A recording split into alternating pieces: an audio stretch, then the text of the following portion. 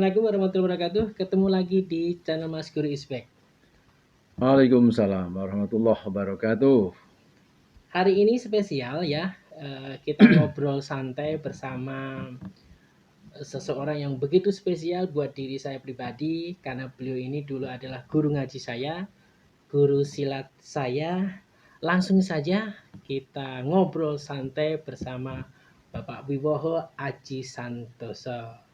Selamat datang Bapak di kota Bandung ini. Iya, selamat datang. Terima kasih Mas Didi atas sambutan kota yang sangat sejuk ini. Luar Gimana biasa. Pak? Kedinginan Pak di sini Pak? Ya, awal biasa dari Sukoharjo cukup Penyesuaian panas, ya, Solo ya. Kemudian adaptasi. ya sehari sudah penyesuaian. Alhamdulillah karena sambutannya hangat jadi dinginnya jadi hangat. Nah, itu. Iya. Ini Pak, dalam acara Mas Guru Ispek ini ada acara khusus yaitu kita ngobrol santai ya, kalau bisa dibilang istilah kerennya podcast gitu Pak. Ngobrol santai yang mana intinya tentang informasi pendidikan, entah itu dari guru ataupun narasumber dari siswa ataupun orang-orang yang pernah berkecimpung di dunia kependidikan. Hal yang pertama, Bapak, biar kan ada pepatah tak kenal maka tak sayang. Jadi lebih baiknya lagi biar para subscribernya Mas Guru Ispek ini mengenal siapa beliau, maka waktu dan tempat saya persilahkan untuk memperkenalkan diri Pak secara singkat. Iya. Terima kasih. Saya terlahir di salah satu desa di Kabupaten Sukoharjo, Provinsi Jawa Tengah, yang dekat dengan Solo. Namanya Desa Mulur, sama dengan daerah kelahiran Mas Didi ini. Kecamatan Bendosari, Kabupaten Sukoharjo, Provinsi Jawa Tengah. 57 tahun yang lalu, Allah takdirkan saya terlahir di Balisari. Orang tua saya, Ibu Bu Sri Mulyati, Bapak Imron Muhammad Saleh. Saya sekarang sudah berkeluarga dengan 2 anak yang diberikan Allah, dan istri saya Bu Siti Haryani itu dekat saja dengan kampung saya. Ibu ini berasal dari Dukuh Kendeng, Desa Mertan, kecamatannya sama, Bendosari, Kabupaten juga Sukoharjo. Saya kira begitu perkenalan singkatnya, saya kira. Tadi putra 2 berarti ya Pak ya? Insya Allah. Usia udah berapa Pak putra Pak? Yang pertama, Onto Wiryo Muhammad Pandrus itu lahir di tahun 92. 92. Sementara adiknya Ali Imron Muhammad Pandrus lahir di tahun 96. Sebenarnya ada 3, tapi putra ketiga kami hanya berusia 18 hari, kemudian dipanggil kembali oleh sang pemilik sejati, Allah Subhanahu wa Ta'ala. Gitu. Saya terakhir pulang ke Solo itu malah sempet dipijat Pak sama bukan Mas Onto ya, adiknya lagi Mas Ali ya. Ali Imron. Ya. Sempat dipijat. Teman-teman sekalian, sahabat Mas Guru Isbek, Pak Wiwoho ini dulunya adalah seorang guru juga, dan kabarnya beliau ini pensiun dini ya Pak ya? Pensiun dini. Pensiun dini. Nah ini Pak, yang berkaitan dengan guru ini, ada yang saya ingin tanyakan, yaitu Bapak dulu punya cita-cita ingin jadi guru? Ya, jadi saya memang ya dari kecil saya memang bercita-cita ingin bermanfaat untuk sesama melalui dunia pendidikan. Ya, saya memang senang dengan dunia pendidikan. Jadi memang punya cita-cita jadi guru. Kemudian dari keluarga Pak, ada yang jadi guru juga sebelumnya? Sebenarnya kalau keluarga langsung tidak, tapi Pak D. Jadi Pak D saya, Pak D Sahlan itu? Yusuf Muhammad Saleh, dan kakak sepupu Pak Slamet Sahlan, itu beliau itu kakak sepupu Pak? Ya, dan itu memang menginspirasi saya. Kalau Bapak memang berada di kantor urusan agama dulu bekerjanya, tapi sering penyuluhan ke masyarakat, sehingga saya sering diajak dan disitulah terjadi interaksi ya semacam dalam petik guru murid, sehingga saya ada ketertarikan juga di situ.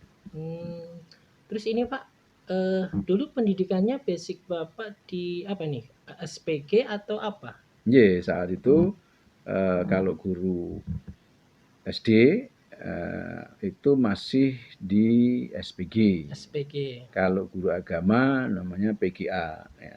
Jadi Oh dulu iya memang iya PGA.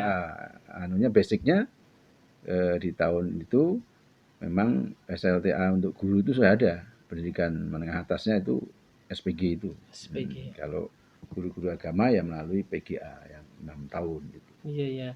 Setelah SPG Bapak melanjutkan kuliah lagi atau bagaimana? Ya, tapi saya bekerja dulu karena Bekerja saya dulu. memang berasal dari keluarga strata bawah. Saya bekerja dulu. Alhamdulillah kan begitu lulus ya tahun 83 saya lulus SPG Negeri Sukoharjo. 83 saya Ya. baru 2 tahun itu Pak, usia Tapi saya. sebelumnya memang Bapak ini saya lihat memang sangat visioner gitu ya. Ketika saya masih kelas 2 SPG, saya sudah diarahkan gitu, supaya sebelum menjadi guru di ASN, insya Allah kalau SPG kan dulu masih cukup gampang gitu ya. Itu saya memang diminta untuk coba kamu mengajar di madrasah ibtidaiyah dulu. Gitu. Lalu saya tanyakan, ada apa begitu? Ya sudah, kamu pasti akan mendapat sesuatu. Nah, ini saya memang lihat luar biasa. Jiwa kependidikan saya tertempa juga melalui madrasah ibtidaiyah saat itu. Karena madrasah ibtidaiyah saat itu tahun-tahun 80-an itu siswanya minim gitu, minim siswa. Nah, kemudian gurunya juga sedikit. Lalu saya di Bendosari itu bahkan ya karena ada nikmat dari Allah, saya itu diberi ada beberapa keterampilan yang cocok untuk ekstrakurikuler. Saat itu adalah pramuka dan olahraga. Sampai 8 MI itu saya gabung jadi satu gitu ya. Karena sedikitnya siswa. Iya.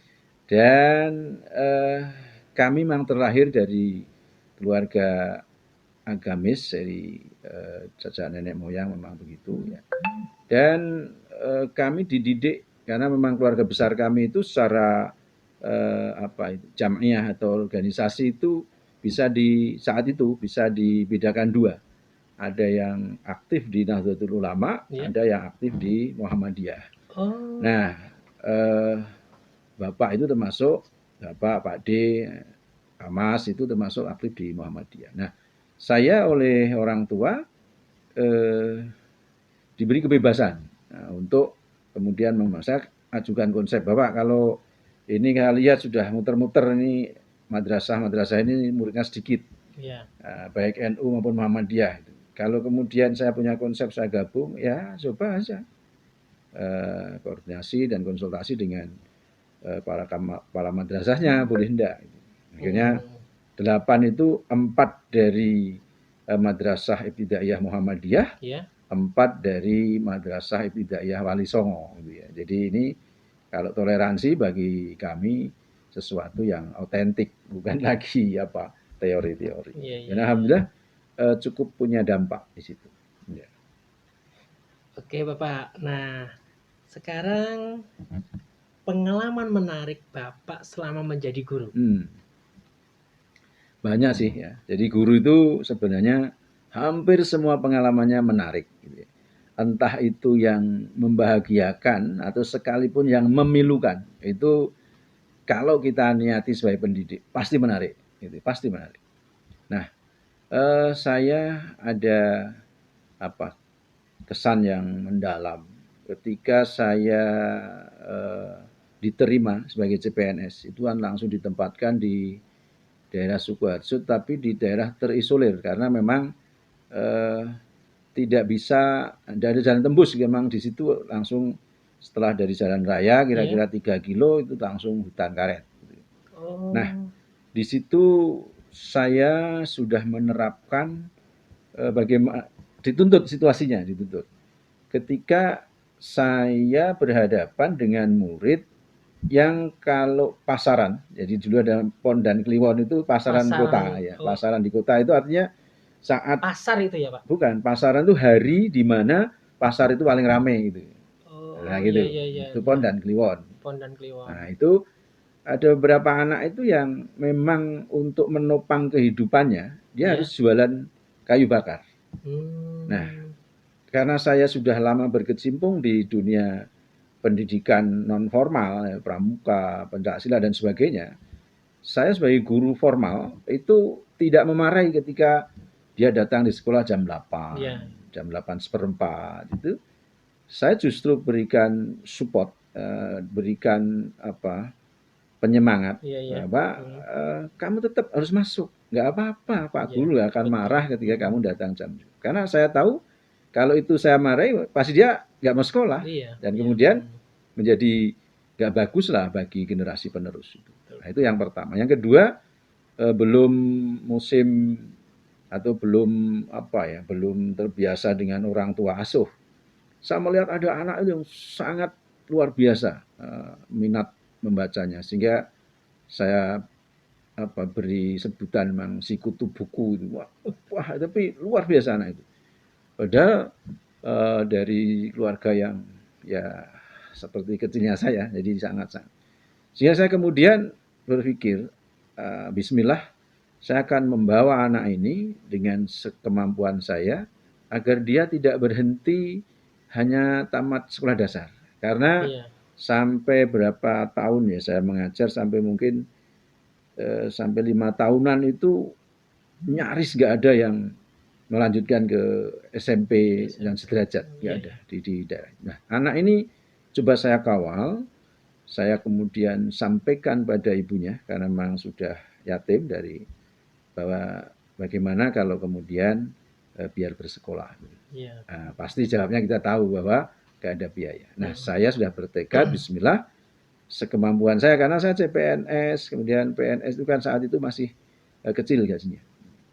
Tapi cukup saya yakini pasti barokah. Nah, akhirnya sekarang jadi ASN juga, sarjana juga dengan luar biasa. Itu kesan yang sangat mendalam saya kira untuk kita bisa tarik dari sebuah proses pendidikan. Artinya mutiara-mutiara itu sebenarnya cukup banyak berada di ya di kota maupun di desa. Ya, jangan sampai kemudian guru ini tidak peduli terhadap mutiara. Mutiara yang terpendam ya, Pak. Ya, iya. Pertama kali diangkat di SD mana, Pak? Ya, saya memang bertekad dan selalu berdoa, bermohon pada Allah agar saya dari diangkat CPNS sampai pensiun. Yang pertama agar tempatnya tetap di tempat itu, kemudian agar juga tidak menjadi selain guru. Artinya saya sudah berdoa, bermohon dan Allah kabulkan. Saya diangkat sebagai CPNS 1 Mei 1984 di SD Negeri Tepisari 2. Itu masuk Kecamatan Polokarto, Kabupaten Sukoharjo. Sampai dengan April 2020 saya pensiun dini. Pensiun dini. Saya mengajukan pensiun. Karena ada sesuatu yang lain. Off the record. Kemudian terkabul lah. Saya diangkat sampai pensiun di satu tempat itu juga. Kemudian status saya tetap sebagai guru. Memang saya berkali-kali sebenarnya diberi kesempatan untuk tes kepala sekolah dan yang lain. Tetapi karena saya memang sudah berkomitmen untuk sebagai guru saja. Mungkin ada pertanyaan daripada nanti mengulang. Kenapa begitu? Jujur saya ingin mengetahui bagaimana perkembangan kurikulum pendidikan di negeri kita tercinta. Dengan di satu tempat yang cukup lama, saya bisa melakukan komparasi kurikulum dari waktu ke waktu. Iya. Berarti Pak Wohe ini sama dengan Pak Herman kemarin podcast sebelumnya ya. Pak Herman ini juga istiqomah dari beliau diangkat hingga pensiun di SD Sukamaju. Insya Pak Allah. Wibowo ternyata juga sama di SD Tepisari. 2. Ya. Tepisari 2 ya Pak ya. Oke Bapak, berikutnya kegiatan yang Bapak lakukan untuk mendukung tugas sebagai seorang guru itu apa Pak? Baik, yang pertama kita sama-sama tahu ya, dari pusat pendidikan. Yeah. Jadi pendidikan itu berpusat di keluarga, kemudian di sekolah dan di masyarakat. Yeah. Nah, tentu kegiatan-kegiatan saya sebagai seorang guru, seorang pendidik agar berhasil tidak jauh-jauh dari 3 pusat ini. Yeah. Maka ya kegiatan-kegiatan yang mendukung ya bagaimana saya untuk agar senantiasa bisa bersosialisasi dengan masyarakat. Saya juga tidak menelantarkan keluarga dan kemudian sekolah itu terdukung. Ya. Maka ya banyak saya lakukan. Misalnya saya ketika masih muda dulu ya mensyukuri nikmat. Misalnya saya biasa bermain voli dan ya kelas-kelas desa lah lumayan itu. Saya bisa menarik masyarakat di sekitar saya mengajar, anak-anak mudanya saya bimbing untuk kemudian suka berolahraga. Bahkan sebenarnya saya itu kan bukan guru olahraga, saya itu guru kelas ya. Iya. Tapi sejak zaman Porseni sampai Popda, sampai O2SN dan sekarang KOSN ini saya banyak terlibat. Karena memang saya melihat dengan tadi aktif di masyarakat, saya melihat ini potensinya apa sih gitu ya. Nah, saya lihat kalau dari prestasi akademis kayaknya agak berat di tempat saya mengajar itu karena ya sarprasnya sudah kalah jauh. Yeah. Tapi Allah pasti memberikan kelebihan. Selain akademis masih ada. Nah, saya lihat itu non akademis dan itu atletik saya pilih. Kenapa? Ya murah. Lalu situasi alam mendukung. Yeah. Saya sedikit-sedikit cukup menguasai juga tentang itu.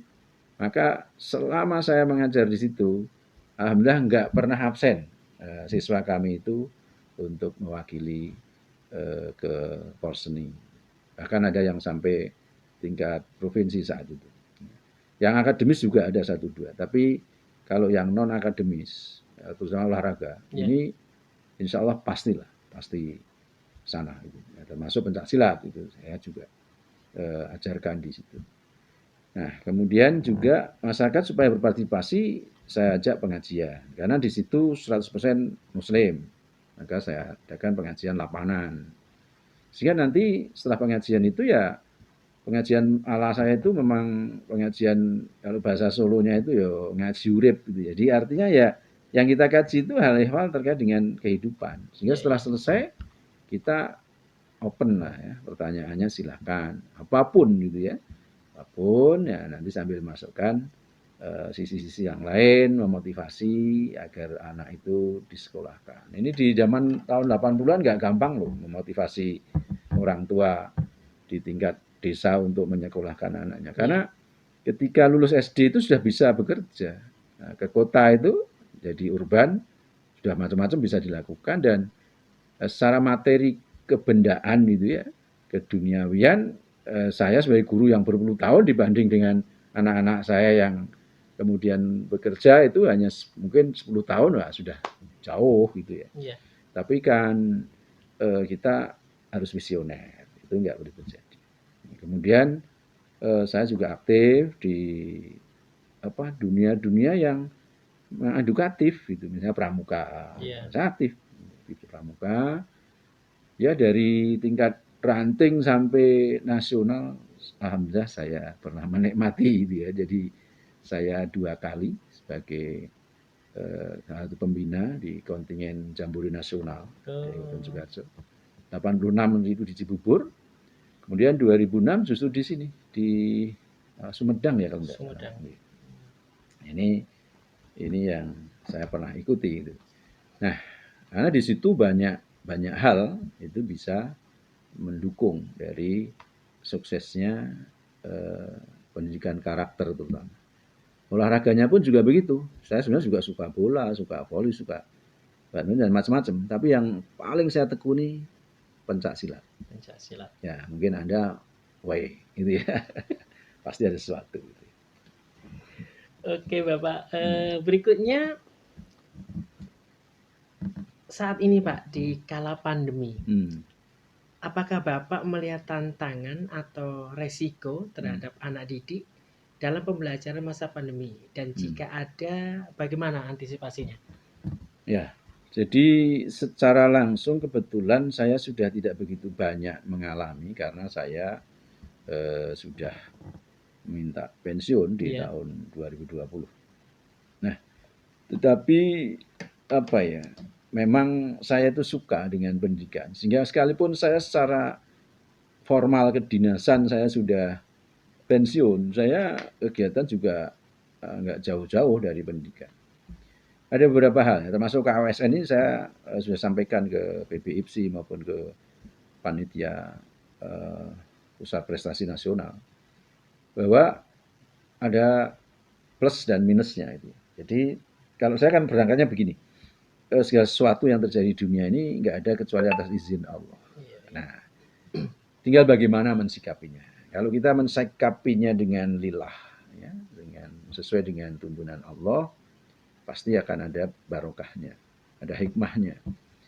Nah, saya melihat di pandemi ini ada keuntungan.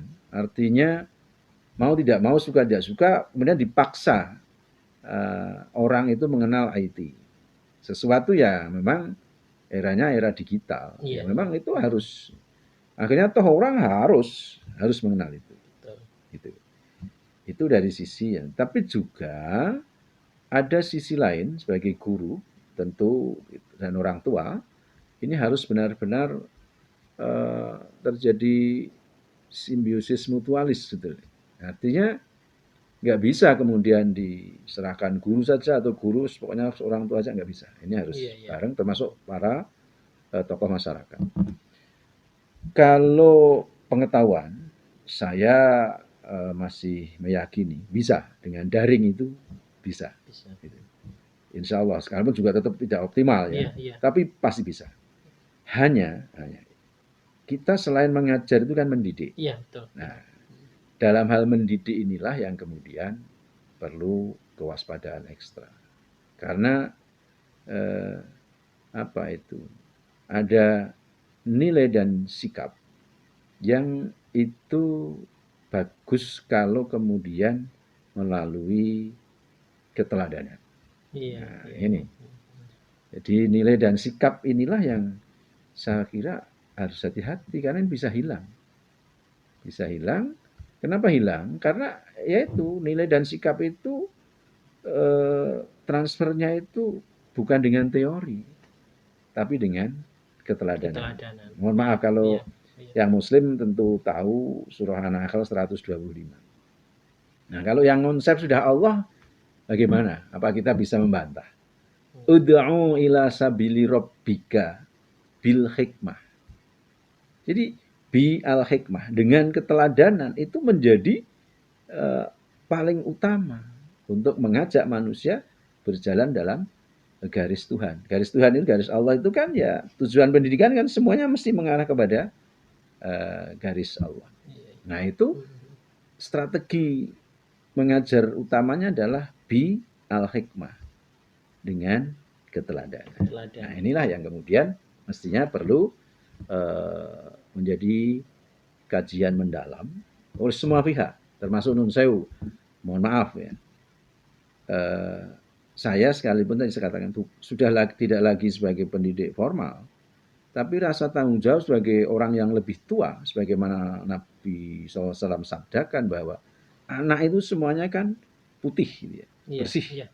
Dia akan jadi hijau, merah, biru, kuning atau apa, atau dalam bahasa hadisnya itu mau Yahudi, Nasrani atau Majusi, itu tergantung orang dewasa yang melingkupinya. Saya menerjemahkannya begitu. Artinya sebutan Majusi, Nasrani, Yahudi itu jangan hanya sekedar dari sisi teologi, tetapi dari sisi kondisi tadi, yani sikap dan nilai itu bisa menjadi macam-macam itu, ya ini tergantung orang dewasa yang melingkupi. Nah, maka ini kalau saya pentinglah di setiap keluarga, setiap kampung, RT itu ada nuansa, ada media yang anak itu bisa melihat sebagai contoh. Sebagai bapak, sebagai ibu, ya kita harus lebih ekstra hati-hati dibanding tidak pandemi, karena dia kalau tidak pandemi mesti ada bandingin gurunya karena ada tatap muka gitu ya.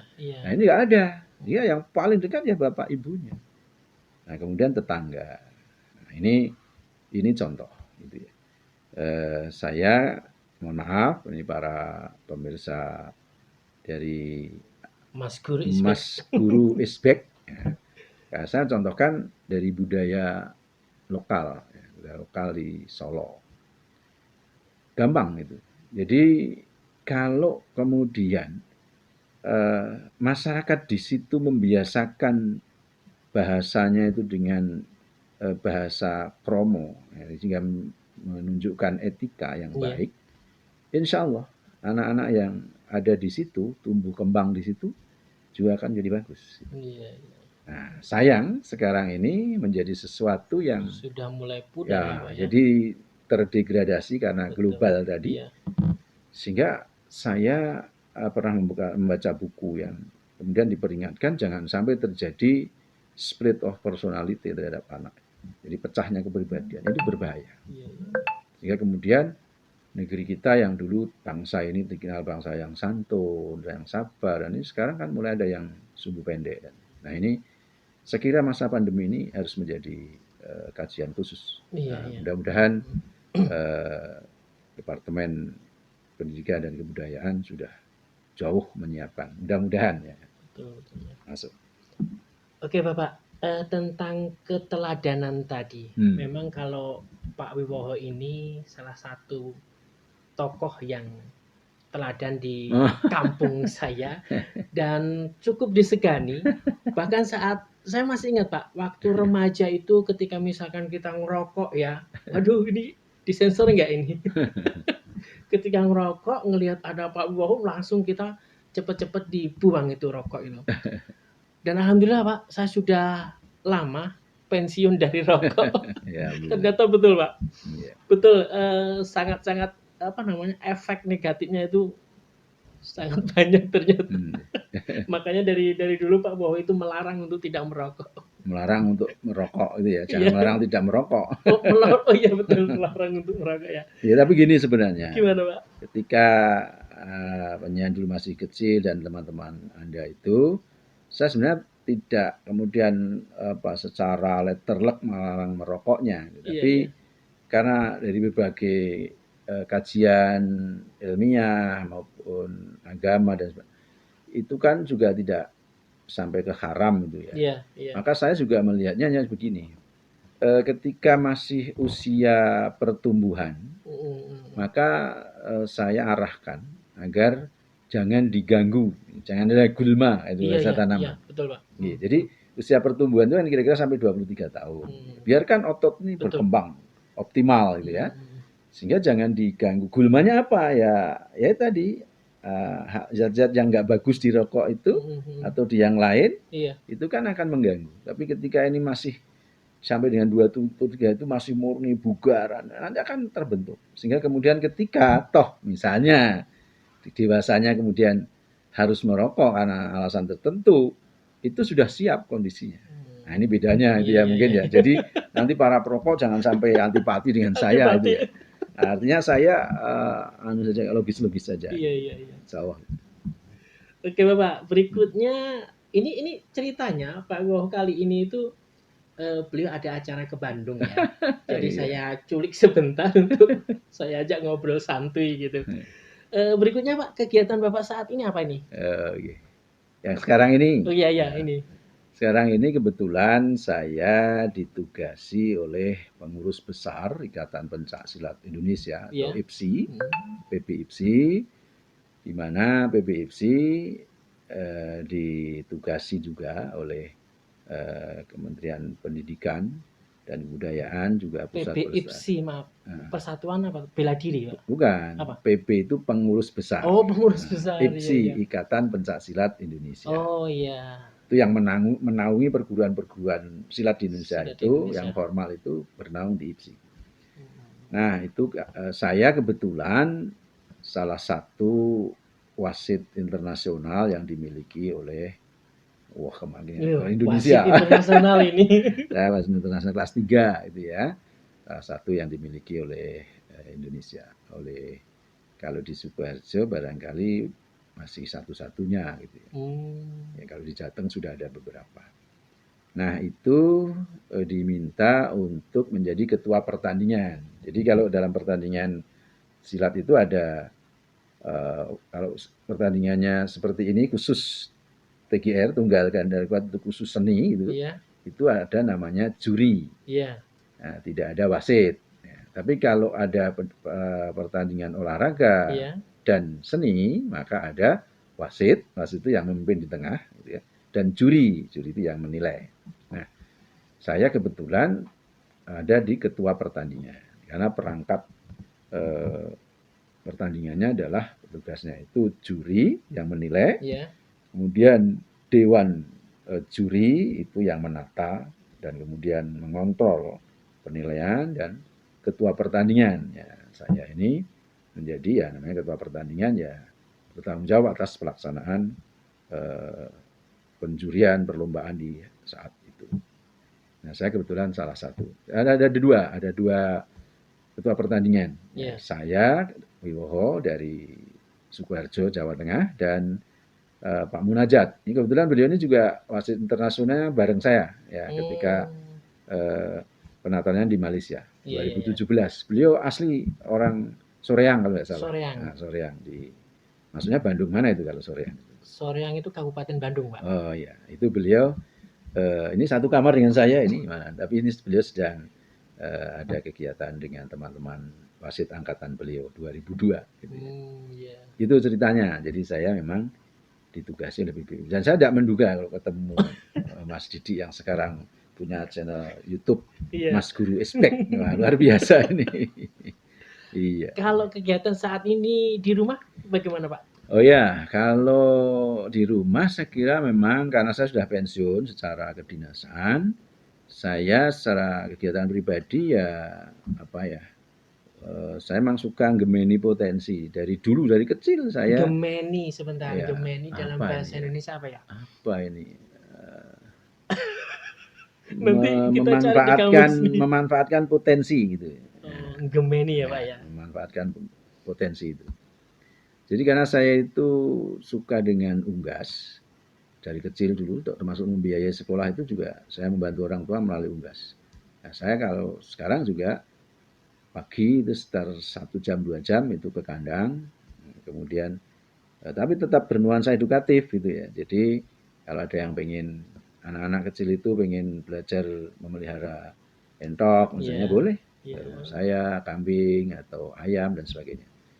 Lalu kalau kegiatan keumatan ya saya memang sejak dulu berpuluh-puluh tahun saya dari muda sudah jadi dai kampung barangkali seperti yang masih ditahu. Ya itu ya.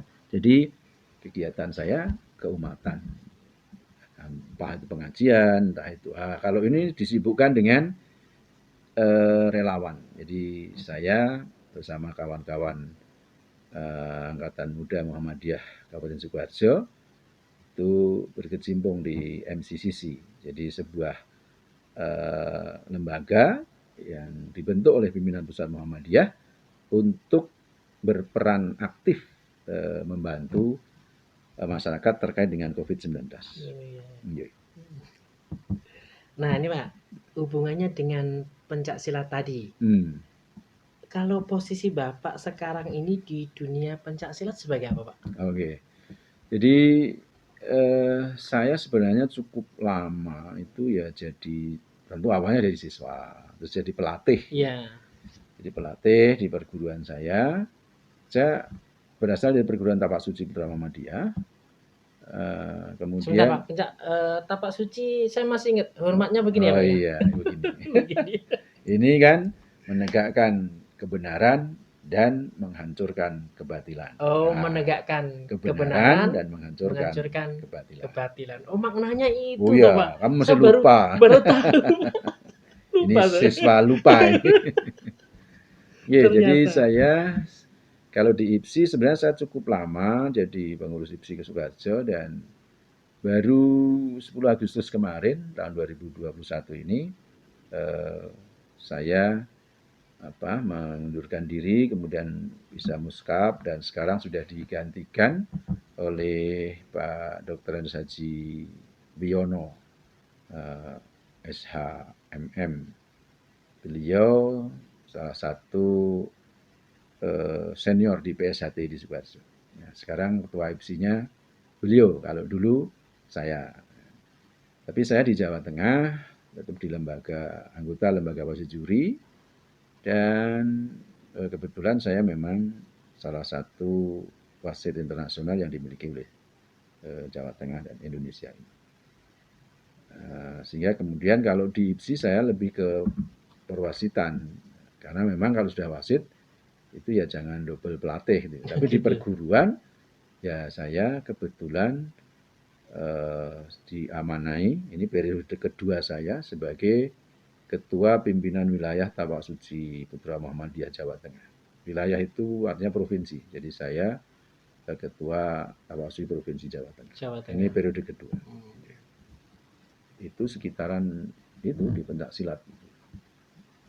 Oke Bapak, terakhir nih Pak, pesan Bapak terhadap dunia pendidikan di situasi pandemi saat ini Pak. Ini sebentar lagi SD saya PTMT Pak, hari Senin itu Pak. Alhamdulillah kalau sudah mulai PTM, karena saya kira ketika PJJ itu ya podo susah itu, guru ya susah, Pak. Orang tua apalagi ya. Betul. Ya. Kemudian tapi juga ada hikmahnya, jadi barangkali muncul tambah empatinya orang tua terhadap guru, karena bae ora kosong. Ini kan ya bahasanya wah ternyata juga sulit ya jadi guru itu. Nah itu kan juga semakin bisa memahamkan bahwa memang guru itu bukan sekedar hanya menjadikan anak tahu 1 tambah 1 sama dengan 2, ya, tapi tentu lebih dari itu. Maka pesan saya yang pertama, ya terimalah situasi pandemi ini, kita terima dengan ikhlas, lillahi ta'ala. Nanti pasti di sana sini ada kekurangannya, sampai kemudian sebutan aja new normal gitu kan. Artinya pasti ada, jangan dipandang secara normal gitu, pasti akan tidak ketemu gitu. Tetapi juga kemudian jangan dijadikan perisai, tameng gitu ya, untuk kemudian kita mengingkari tugas-tugas kita. Artinya ya ketika situasi sudah PTM, ya mari dengan sungguh-sungguh dan paham betul sekian waktu anak tidak bertemu guru, pasti akan ada sesuatu yang beda. Artinya ketika nanti sehari 2 hari, seminggu 2 minggu anak itu masih lebih taat pada HP daripada dengan guru, nggak boleh sakit hati. Guru nggak boleh sakit hati, karena sudah terbiasa, sudah terlanjur nyaman dengan HP. Ini yang kedua, ini yang agak mungkin ya butuh tindakan serius ya, kerjasama yang komprehensif antara tadi 3 tadi, keluarga, guru dan masyarakat, atau sekolah dan masyarakat. Ini penting. Ya tadi saya katakan value and attitude-nya ini tentu banyak harus direkonstruksi lagi. Dan apalagi terkait dengan nasionalisme. Maka tadi saya katakan ketika menanyakan yang mendukung kegiatannya, termasuk kenapa saya milih olahraganya pencaksilat. Saya tidak menafikan olahraga yang lain, tetapi karena pencaksilat ini adalah budaya asli, warisan leluhur, dan bagi pesilat tentu tahu namanya Prasetya Pesilat Indonesia. Itu di situ karakter yang luar biasa, bahwa kami pesilat Indonesia adalah insan yang bertakwa pada Tuhan Yang Maha Esa dan berbudi pekerti luhur. Itu yang pertama. Luar biasa kan? Dan nanti dikunci di paling akhir nanti bahwa kami kesatria atau pesilat Indonesia adalah kesatria yang tahan uji dan godaan dalam memperjuangkan kebenaran. Nah, ini juga ketika meraih kemajuan, ini harus berjiwa Indonesia. Luar biasa. Maka harapan saya, dan kemarin di pertemuan dengan Puspresnas dan juga Dikbud, ini ada PBIPSI juga menginformasikan insya Allah nanti silat ini akan menjadi bagian dari kurikulum di sekolah. Saya sambut gembira dan ini menjadi tantangan bagi para pelatih silat agar kemudian tidak sekedar mengajarkan bagaimana bertata kelahi, tapi lebih dari itu, karena 4 aspek itu kan harus ada di silat itu. Jadi setelah ada spiritual, kemudian olahraga, ada seni budaya. Nah, ini harus kemudian diwujudkan sehingga benar-benar akan menjadi hal yang menyenangkan. Tapi kalau saya lihat dari peserta KOSN ini luar biasa loh. Dengan daring ini bisa dilihat bahwa saya tadi sampaikan di evaluasi, luar biasa hikmahnya. Kita bisa menjadi lebih tahu bahwa benar memang kita ini sudah semakin maju tapi tetap belum merata. Nah, artinya ada kesadaran itu. Mari kita ketika ada yang mengkritik belum merata, ya benar memang. Kita melakukan antisipasi itu. Kemudian yang kedua, antusiasmenya bagus. Jangan diciderai semangat generasi penerus itu. Misalnya nih seperti ini, lomba.